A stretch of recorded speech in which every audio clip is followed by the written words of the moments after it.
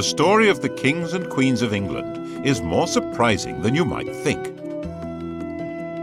It's a fine drama, 1,000 years of tales of lust and betrayal, of heroism and cruelty, of mysteries, murders, tragedies, and triumphs. And it's also quite unlike the history of other countries' royalty. The thing about the kings and queens of England is that they're totally different from anywhere else, which probably explains why they're still in business when almost everywhere else they've either been given the chop or have stopped being regal.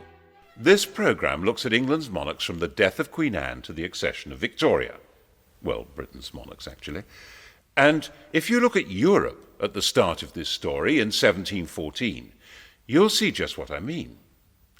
A European king is an absolute ruler. Louis XIV, Peter the Great, Philip V of Spain, Frederick William of Prussia, all men of unlimited power. It's not like that in Britain. Queen Anne has died. There are no Protestant Stuarts left. The Protestant line to the English throne now passes through James's granddaughter, Sophia, who had married a German prince with the title of Elector of Hanover, and then from her to her son George Louis, who's inherited that antiquated title. Into one quarter of the royal coat of arms pops the amazingly complicated device of a 54-year-old German princeling. And when he comes to England for his coronation, he knows perfectly well that he's not going to be anything like those other rulers. He will be almost powerless. So it really doesn't matter that he can't speak a word of English. At the opening of Parliament, King George stood in silence while his words were read by the Lord Chamberlain.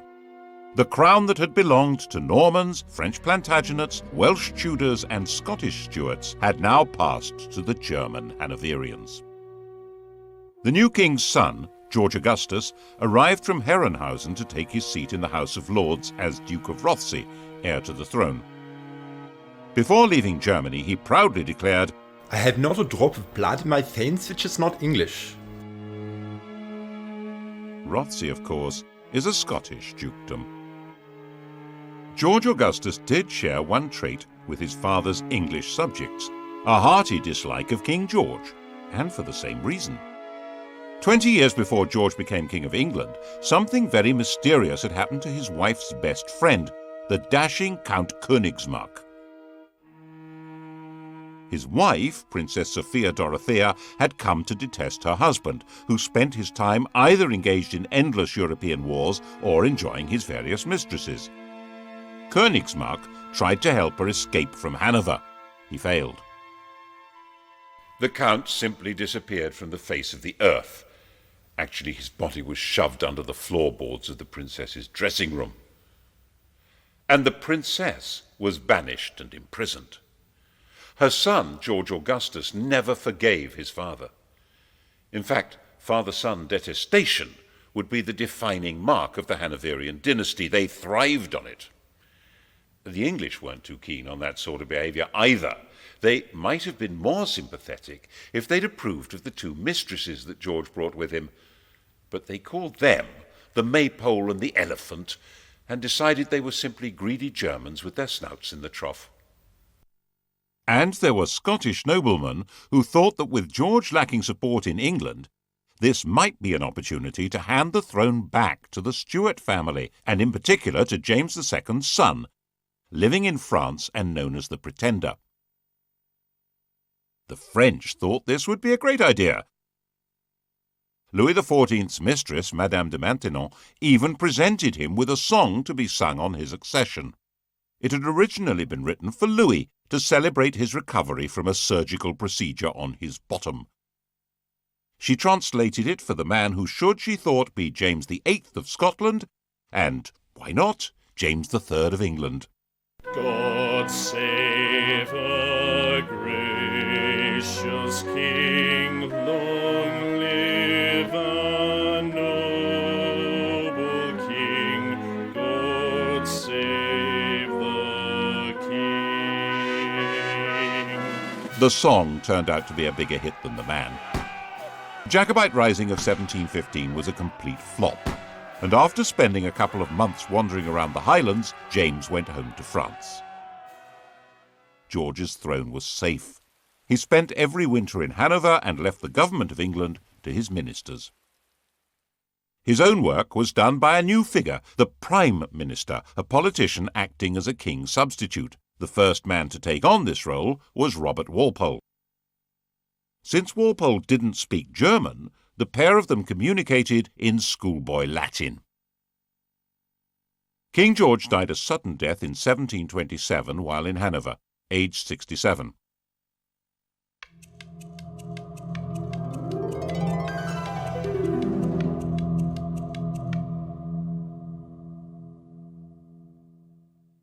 His son was living in Richmond, forbidden by the old man to take any part in court life or even to see his own children. When Walpole came with the news of his father's death, George II appears to have regarded it as a wind-up. "That is one big lie."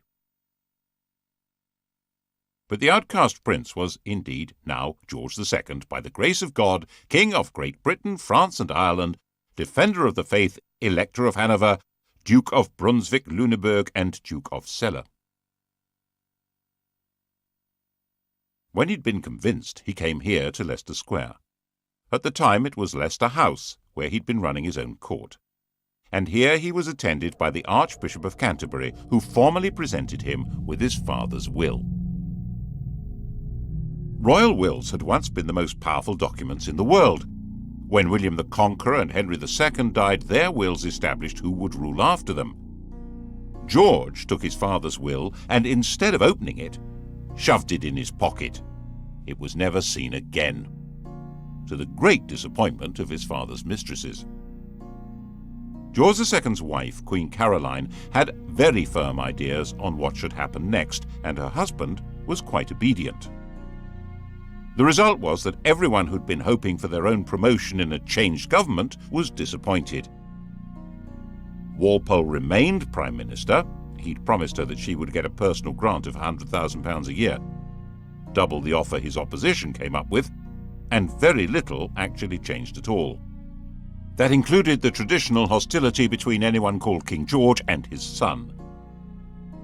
The son in question was now, of course, the son of George II, Prince Frederick.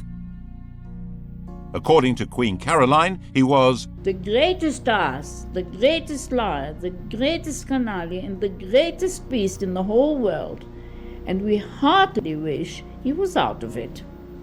She would have said it in German.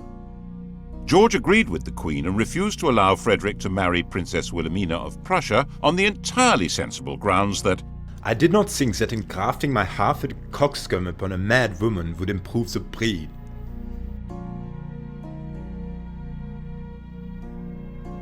Prince Frederick's view of his father was, by contrast, quite balanced and objective. He's an obstinate, self-indulgent, miserly martinet with an insatiable sexual appetite. Obstinate? Yes.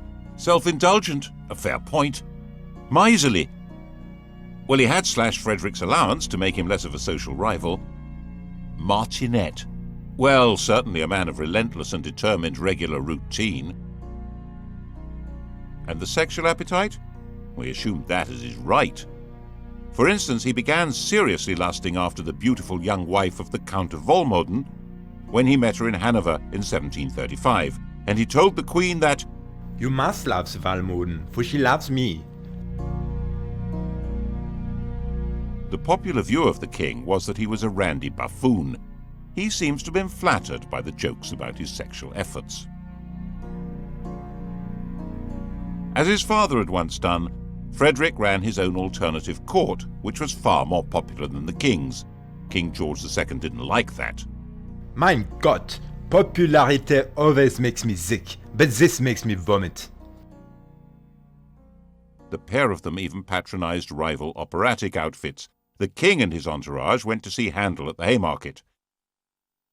Handel had written George's coronation anthems. His music was grand and glorious, altogether suitable for magnifying the greatness of a self-important royal personage.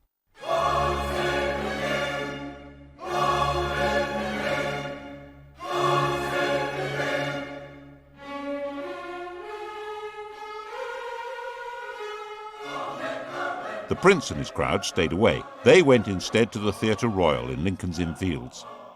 That was where opera was being transformed into popular musical theatre. The biggest hit was The Beggar's Opera, a vigorous tale of the criminal classes which lots of people said was intended as a satire on the court and Walpole's government. When you censure the age, be cautious and sage, lest the courtiers offended should be. If you mention vice or bribe, 'tis so pat to all the tribe, each cries, that was levelled at me. It was all very entertaining, watching royalty playing out their family quarrels, but they were not quite reduced to the level of powerless performers. King George was a fighting man, like his father, head of the army, and very much engaged in the quarrels between the rulers of continental Europe. Walpole tried hard to keep him out of wars, but in 1739 the king got his way and England went to war with Spain. This was the start of a steadily growing involvement in the power struggle between France, Prussia and the Habsburg Empire. Its culmination for George came in June 1743. He found himself under attack by the French at a German village called Dettingen. His horse bolted, but George stood in front of his troops, waved his sword and made a rather ponderous but actually rather brave little speech. Now, boys, now for the honor of England. Fire and behave bravely, or the French will soon run. And so he became the last English king to lead his troops in battle. It was a fierce fight, and George emerged a bit of a hero. But he didn't rule the country. Governments and ministers came and went not because he wanted them, but because Parliament wanted them. In fact, George called himself a prisoner on the throne. In 1745, he played no part in the battles of Prestonpans or Culloden, which were far more important to the throne than the Battle of Dettingen. After all, they were battles for the throne itself. The cause of King James Stuart, the king who'd fled from William of Orange in 1688, had never been forgotten by the Scottish Highlanders. Its supporters of a Roman Catholic monarchy, were called Jacobites, the Latin for James being Jacobus. James's son, the Pretender, had tried and failed to take the throne in 1715, and now, 30 years on, he was known as the Old Pretender. His son Charles, born in Rome, was the Young Pretender. Bonnie Prince Charlie to his supporters, Charles Casimir was 25 years old, pale, thin, romantic and brave. And he decided that George was so unpopular it would be a doddle to take over. He turned up at his own expense in the Hebrides and summoned the Scottish clans. Most of them responded, but out of a combination of loyalty and desperation rather than conviction.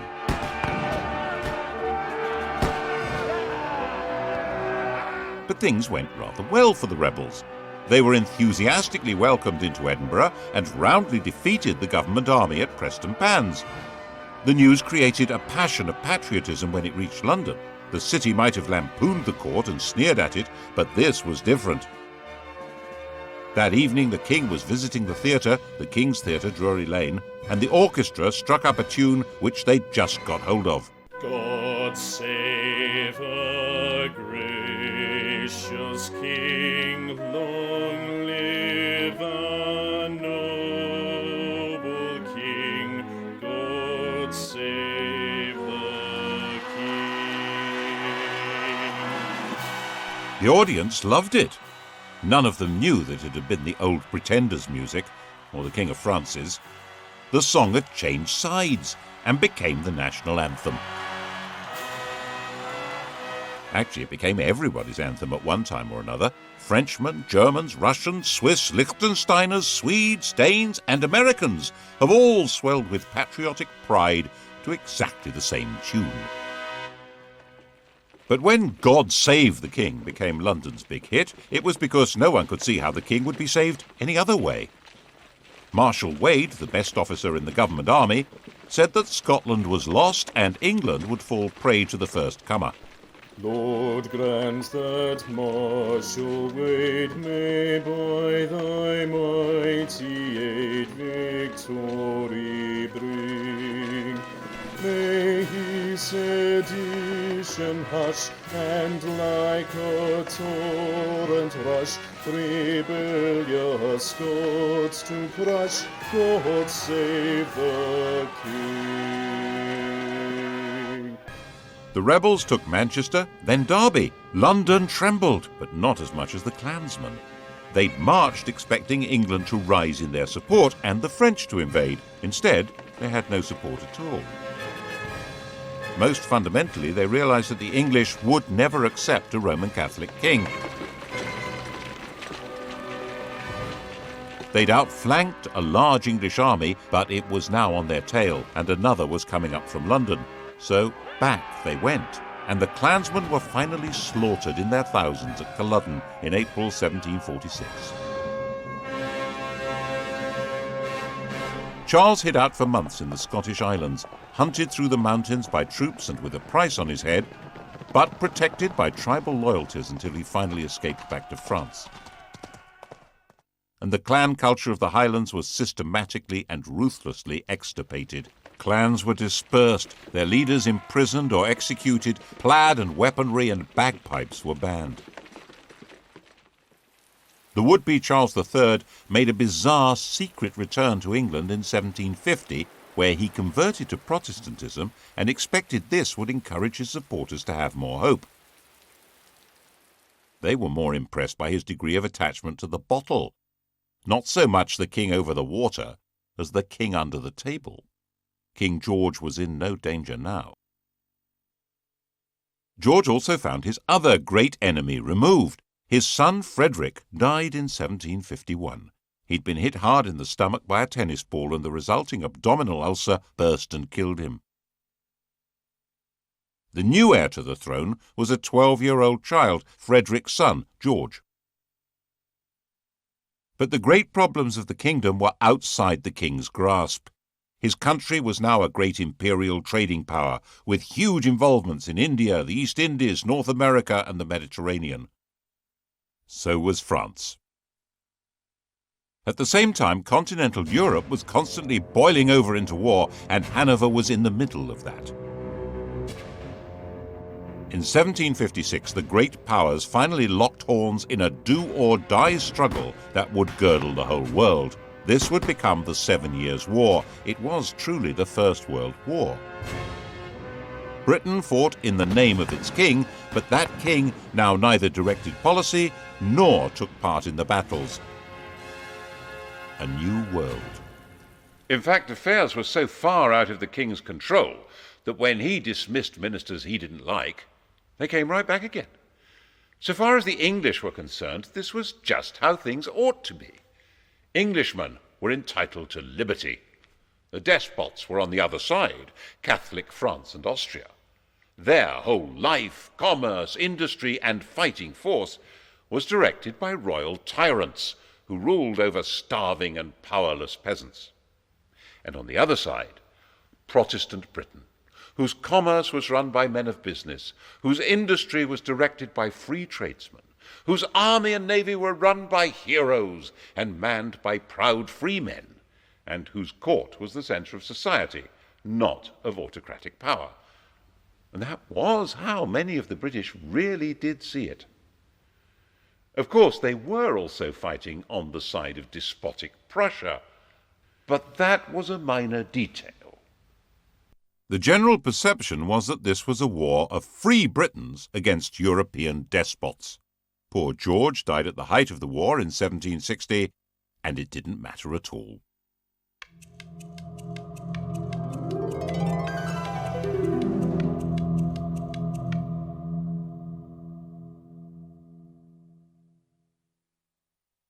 His grandson, now George III, was 22 years old. He had been brought up by his mother, a German princess, in her imitation of the very deferential court of Hanover.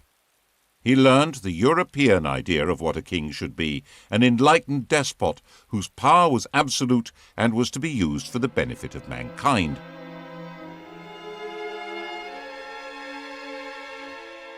This was, of course, very far from the English notion of kingship, in which the king was the leading figure in society, but whose power was entirely controlled by Parliament. He immediately set to work as a bossy, quick-speaking managerial king, deliberately fogyish. "I'll have no innovations in my time. What? He read widely.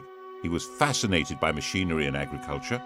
He was a man delighted by the agricultural and industrial revolutions, and he was determined to restore the crown to what he saw as its proper position, a position abandoned, in his view, by Georges I and II.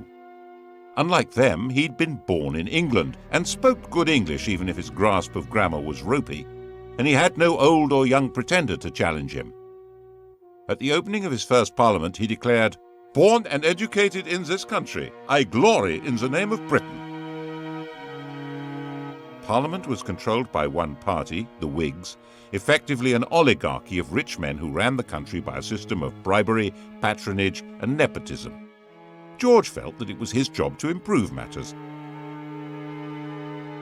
And so began the most catastrophic reign since James II. If it hadn't been for George III's attempt to turn back the clock, the inhabitants of New York might still be using British passports, and the inhabitants of Los Angeles and Miami, Spanish ones. Now there's a thought. To break the power of the Whigs, he set about creating what was almost his own political party, a group of MPs known as the King's Friends. He took back the power of distributing positions and favours from the government and did it himself, so he soon built up a collection of political dependents. His first objective was to bring an end to the war. He didn't at all share the anti-French views of the Whig Prime Minister, William Pitt. It took a lot of political manipulation, but in 1763, with Pitt removed from power, a peace treaty was signed. By this stage, the war had actually been won. Pitt's policies had resulted in Britain becoming the dominant colonial power in the world. Britain was more or less undisputed ruler of North America, India, the Caribbean, and much besides. And George took the credit, the glory, and tried to take control. At the end of the 7 Years' War in 1763, the King of England ruled over more of the world than any man since Genghis Khan, an empire about 5 times larger than Rome. Of course, he wasn't in the position of an Asiatic tyrant, or even your common or garden European despot. His control would have to be through Parliament. His power was limited to choosing ministers, and even that wouldn't work if Parliament and the country wouldn't stomach them, as George kept finding out. His solution was to do all he could to increase his own influence in Parliament, in effect get stuck right into political intrigues. Since it was illegal to report parliamentary debates, people became very suspicious of what was going on. He spent huge sums on trying to influence elections, and would even personally go out canvassing. On one occasion, for instance, bustling into a draper's shop, saying, "The Queen wants a gown," announcing who to vote for, and rushing out again. And since George was closely engaged in politics, people naturally blamed him personally when things went wrong. When Parliament rejected a bill that would have helped the Spitalfields weavers, the weavers marched off to find the king at Wimbledon. Shades of the Peasants' Revolt. George listened to their complaints and persuaded them to go back home. But when they realized he wasn't going to help, they rioted, and he personally ordered out the troops. He said he would put himself at the head of the army or do anything else to save his country. He also had a hand in creating the notorious Stamp Act of 1765, which tried to make the English colonists in America pay a tax on paper. This was the moment at which the whole language of politics began to change. One Virginia colonist declared, "Caesar had his Brutus, Charles I his Cromwell. May George III profit from their example." The Cromwellian revolution of the previous century had certainly been driven by the connection between taxation and liberty. The issue now was that the 13 English colonies in America had their own governments, run by their own local oligarchies, and raising their own taxes. The idea that they could be taxed by the oligarchy in London, headed by the king, was totally outrageous. They would have no way to influence what was done or what they had to pay. Colonists who supported the government were threatened by their compatriots. Some were tarred and feathered. And by the time the Act came into effect, there wasn't a single person who'd accepted the job of commissioner to collect the tax. It had to be repealed. There was similar alarm in England, as in his attempt to control Parliament, George arrested his leading critic there, John Wilkes. Mobs rioted in the name of Wilkes and liberty and threatened the king. Wilkes was released, and it was established that there was a legal right to report and criticise what happened in Parliament. But by 1770, he had created the political system he wanted. The political parties had collapsed, and he had a docile chief minister, Lord North, with a parliamentary majority through whom he could run things the way he thought they should be. George liked running things. Popularly known as Farmer George, he took a very close interest in modern farming methods, developing animal breeds and new crops. These were the same modern farming methods, which by enclosing common lands and creating large self-contained farms were breaking up village communities all over England and creating a new class of half-starved, landless wage labourers. Bad harvests didn't help, nor did a collapse in trade. The colonists in America were showing their anger by refusing to import anything from Britain. Lord North decided the best thing to do was repeal all the taxes on them except for a symbolic tax on tea. 3 years later, he arranged another Act of Parliament to try to help the East India Company sell more tea in America, and radicals in Boston retaliated with a symbolic tea party, at which men dressed as Native Americans dumped the tea in the harbour.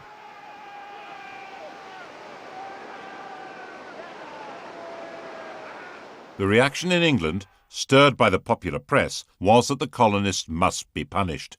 George certainly shared that view. Blows must decide whether they are to be subject to this country or independent. Misunderstanding the strength of feeling and of organisation against them, the government tried to use too little force and triggered a full-scale rebellion. The rebel colonists proclaimed their independence in 1776. And with the backing of a large part of popular opinion in England, George was determined to fight them and crush them. The result, as many less warlike Englishmen had been warning, was disaster for England. Even Lord North wanted out, but George was in charge. The American Revolutionary War became a campaign not against unjust government or English rule, but against the very principle of monarchic government. George's determination to be active in government and place himself at the heart of politics created a new republican movement, a language in which to attack the rule of kings. The Peace of Versailles in 1783 forced Britain to recognize the United States of America. 6 years later, their host at Versailles, Louis XVI of France, was himself called on by a revolutionary crowd who carried him off and set up their own republic. The process of destroying monarchy was underway. Did George understand what he'd done? He certainly fretted about the American disaster, and perhaps it was his own sense of failure that made him display signs of mental disturbance in 1788, talking incessantly and behaving oddly. His doctor thought making him bleed would help. When that failed, the Prince of Wales took over the treatment. The Prince of Wales was 26 years old, a dashing, if rather fat, man about town, and in the grand tradition of their Hanoverian ancestors, King George and his son hated each other. The prince lived in the house bought for his mother, the Duke of Buckingham's magnificent home near St. James's Park. It was still called Buckingham House. He liked it so much he eventually built a rather dull palace round it. When he came of age, he'd set up his home in Clarence House, taken his seat in the House of Lords, and set about being a thorn in Daddy's flesh, partly by opposing his father's ministers and partly by his wildly extravagant social life, in the course of which he secretly married a glamorous widow, Mrs. Fitzherbert. after a passionate wooing process that included theatrically stabbing himself to safely produce as much blood as possible. The marriage was illegal. He wasn't allowed to wed without the king's consent. It was also significant that the lady was a Roman Catholic. In 1780, anti-Catholic rioters stirred up by Lord George Gordon had taken over London for a week. Eventually dispersed by troops on the king's orders, the Gordon riots ended with 290 people dead and 25 ringleaders hanged, not, of course, Lord George. Prinny, as his friends called him, spent his time in gambling clubs, in the company of dandies like Beau Brummel, and put much energy into building the bizarre and spectacular pavilion in Brighton. That's where he was when he heard that the king was mentally ill, and he hurried off to Windsor to take over. 28 years old, he was going to be regent. When the king saw his son, he physically attacked him. He threw Prinny against a wall. The poor boy burst into tears. There was then a huge political battle over what powers the regent would be allowed to have. His own bunch of politicians led by Fox on one side and the king's led by Pitt on the other.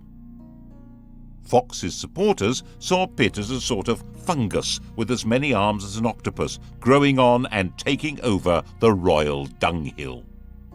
And the Prince of Wales brought in his own physician to treat the king or torture him.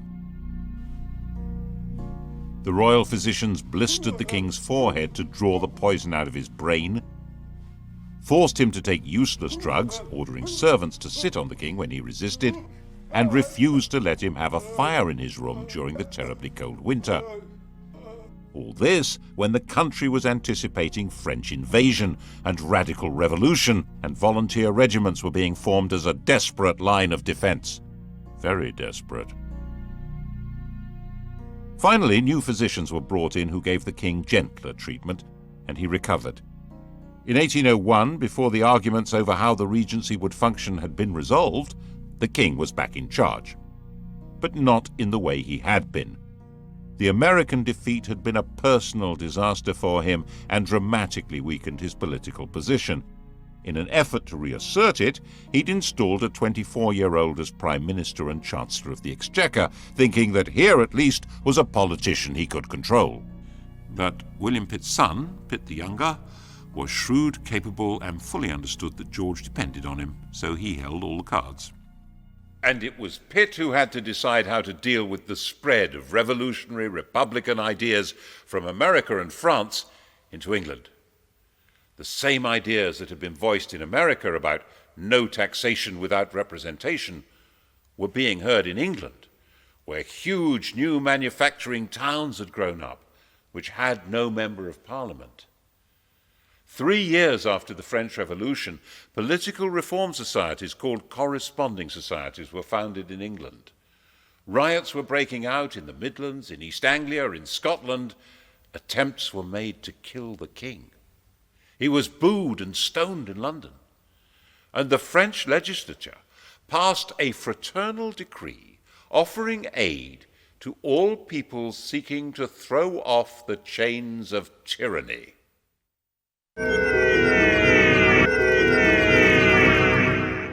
Once war began with revolutionary France, political radicalism was plainly treason, wasn't it? The government decided on a policy of aggressive repression. Habeas corpus was suspended. People could be imprisoned indefinitely without trial. The government charged people with treason for organizing public meetings calling for political reform. When they were acquitted, acts were passed which extended the definition of treason to include speaking or writing or bringing the king or his government into contempt. To back it up, a system of internal spying, an agent provocateur, was instituted. Postmasters were given the job of reporting to the Home Office anything suspicious that they heard or that went through the mail. Public meetings needed special licenses. When William Blake the artist found a soldier in his garden, he drove him out, shouting, "Damn the king and damn all his soldiers, they're all his slaves." Bad idea.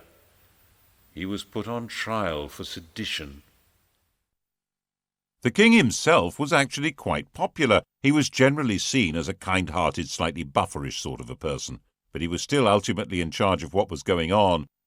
And when even Pitt insisted that Catholics would have to be allowed the same rights as Protestants and permitted to stand for Parliament, George forced him to resign.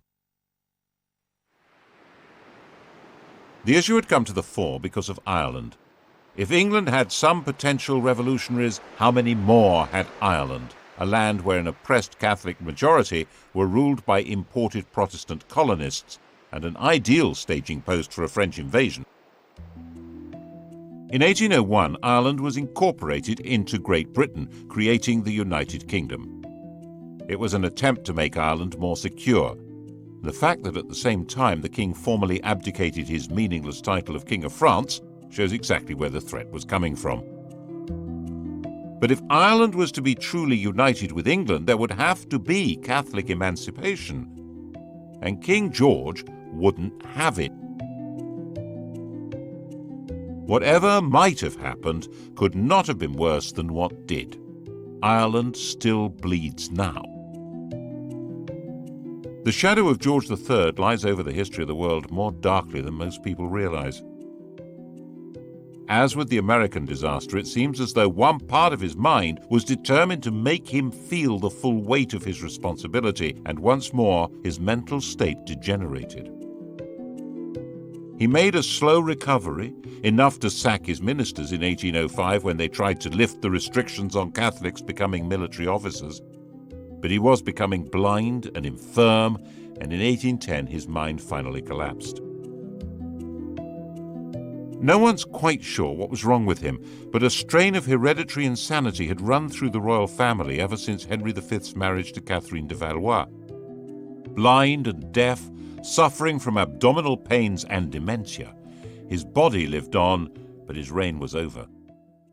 Prinny took over at last.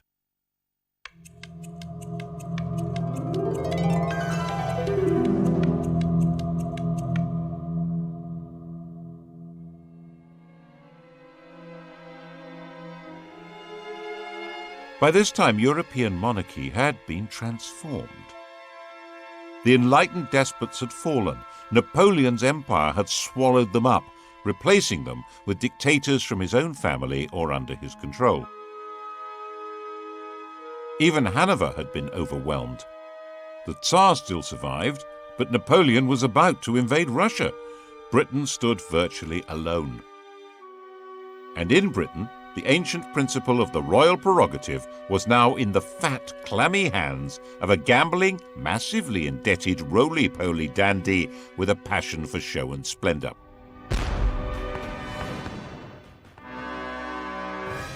But the military genius of Wellington and Nelson didn't need a king to guide it. So under his uninspiring, even ridiculous leadership, Napoleon was defeated and the decrowned heads of Europe were brushed down and put back on their thrones. Why, the ruler of the United Kingdom even became King of Hanover. Prinny had been against everything his father stood for, but now he was in power. He suddenly adopted all his father's political principles, especially his determined opposition to letting Catholics have civil rights and to any reform of Parliament. Elections were basically a farce, with some MPs representing constituencies with almost no voters, and the vast majority of people unrepresented. The king thought this was fine. Lots of other people didn't. And this became a desperate issue in the years after the Napoleonic War. There were thousands of unemployed ex-soldiers. There was an agricultural depression made worse by the terrible summer of 1816, and there was increasing unemployment due to the use of new machinery. And the Prince of Wales's appetite for luxurious silverware and furniture grew mountainous. Graffiti appeared saying "Death or the Regent's head." At the end of 1816, there was a full-scale riot in London aimed at setting up a radical government. The next month, the Prince Regent's carriage was mobbed on his way to open Parliament. The grim apparatus of repression was revived. The death penalty was restored for unlicensed public meetings. printers of seditious material were to be seized. There was plenty of seditious material. The Prince Regent was a laughingstock. The flood of caricatures and satires was unstoppable. His extravagance was spectacular. A few years earlier, the government had agreed to clear his huge debts on condition that he made a legal marriage. The victim selected was his cousin Caroline of Brunswick, a charming, friendly, and unassuming young lady who was also a bit of an exhibitionist. He spent the wedding night drunk. After 9 months to the day, Caroline gave birth to a daughter, but by then her husband had long abandoned her. He devoted himself to the pursuit of motherly mistresses and treated Caroline with a cold brutality which really defined his personal style. He was more of a pasha than a regent, and the Brighton Pavilion made that declaration loud and clear. George III finally died in 1820, having notionally reigned for 60 years, the longest reign until Victoria. And he was 81, the longest life of any British ruler so far.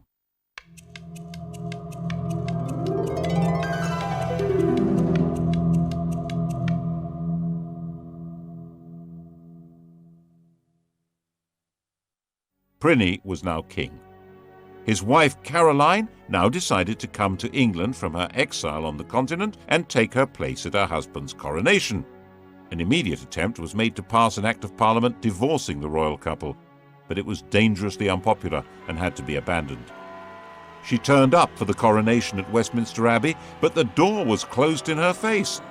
The coronation, fabulously expensive, was performed in complete privacy. She went away broken-hearted and died less than 3 weeks later. Her body was to be returned to Brunswick for burial. The king, nervous of a riot, insisted that the coffin should not be transported through the city of London, but it was seized by Londoners, who staged their own funeral procession with it and were gunned down. Afraid of being attacked and afraid of being laughed at because of his great swollen body, from 1823 King George IV avoided being seen in public. He even built a tunnel to allow him to get from his rooms in Brighton Pavilion to the riding school in private.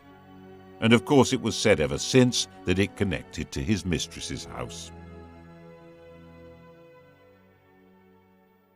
It became essential for the government to break the king's opposition to reform, especially with regard to Catholics. But he held the power of veto. The arguments went on hour after hour, day after day, with the king becoming more enraged and more ill, until finally he broke. By February of 1830, he was partially blind and raving, convinced that he'd commanded a division at Waterloo and ridden a winning race at Goodwood. And so he died. And they found 50 years of coats, boots, and pantaloons, and countless bundles of women's love letters, of women's gloves, of locks of his many mistresses' hair. Why on earth did Britain need a king? What use was he to man or beast? Why in heaven's name wasn't there a revolution? The truth is, no one knows. Some historians think it was a result of Methodism becoming popular, diverting poorer people's energy from politics into religion. Some think it was patriotism in the age of empire, that king and country was a slogan that helped people pull together against Napoleon. But perhaps, given the riots, rebellions, and mutinies, it was due more to the efficiency of the police state and the forcefulness of repression. And lurking at the back of people's minds was the distant memory of what it had been like when there had been a revolution. The grim rule of Cromwell's major generals, echoed and made more terrible by the vision of the guillotine in France. Always keep a hold of nurse, for fear of finding something worse. Despite George's enthusiastic sexual enterprise, he had only produced one legitimate child, and she died in childbirth. The heir to the throne was his brother William, who was 54.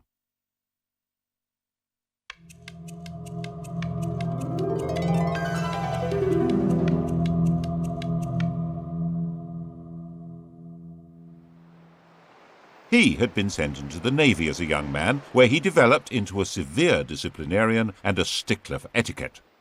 After he left, he took an actress, Mrs. Jordan, as his mistress, had lots of illegitimate children, and was given to making tactless speeches with not much intelligence. He eventually had made a royal marriage to another German Protestant princess, and Mr. King and Mrs. Queen lived at Bushey to the north of London, like a quite ordinary couple. William insisted that his coronation should only cost a tenth of his brother's, and he was known to give people a lift in his carriage. All this made him rather popular, but when it came to parliamentary reform, he turned out to be as resistant as any other Hanoverian king. By now the popular pressure for changing the voting system into something more representative was virtually irresistible. Giving more men the vote, having MPs for the new towns, and secret ballots. This would give the Commons more power, so the House of Lords was resisting it, and William sided with them. By 1832 there seemed a real possibility of civil war or revolution. It's possible that if the royal family were part of the aristocracy, as in every other country with a king, that would have happened. But the king and queen had their family roots in Germany, and there was no natural alliance between them and the great aristocratic families. William was weak and was forcefully persuaded to give way, and Britain was started on the road to democracy. After the Reform Bill of 1832, with no more rotten boroughs and greatly reduced scope for electoral corruption, it was no longer possible for the king to play politics inside Parliament to the same extent. The monarchy would now be forced back into its constitutional box, and it was no longer sufficiently dangerous to be worth the trouble of a revolution. When he died in 1837, William's legitimate children were already dead. The heir to the throne was the daughter of his brother Edward, a young girl of 18. She would make a demure and pretty little queen who could leave the business of running England to the professionals. Couldn't she?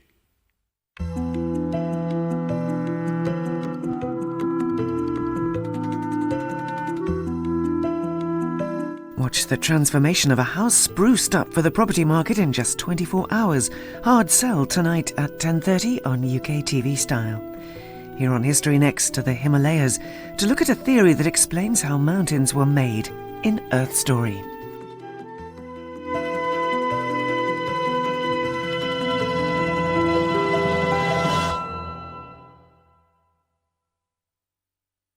This is the real